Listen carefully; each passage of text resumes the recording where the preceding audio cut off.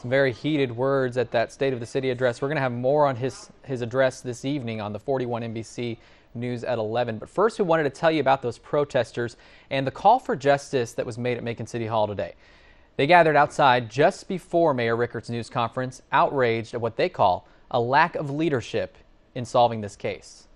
No justice, no peace! No justice, no peace! No justice! For the second time in a month, Macon City Hall was the scene of passionate protest, this time blaming the mayor and the police chief for the lack of answers in the death of Sammy Davis Jr.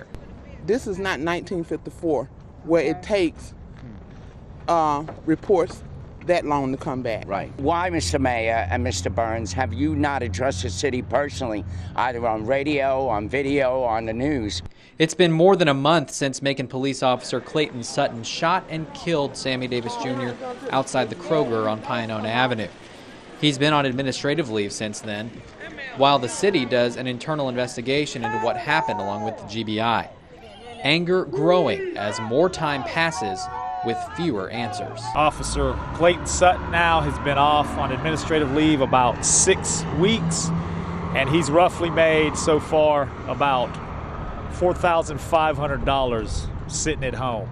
And Sutton has a record of trouble with the department, leading many to question why he was still employed. With 4 more complaints, this man should have been out. So there's a conspiracy somewhere. I want my money did right. Okay, I want him fired.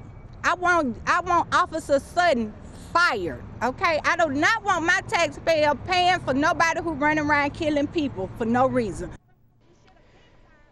And details are still scarce about the circumstances surrounding Davis's death. Some of those protesters also blamed us, the media, saying we haven't covered this story sufficiently. But keep in mind, we have very few details as well. We've contacted Macon Police for further details, but we've been told every time that the GBI's investigation should be wrapping up in mid-February.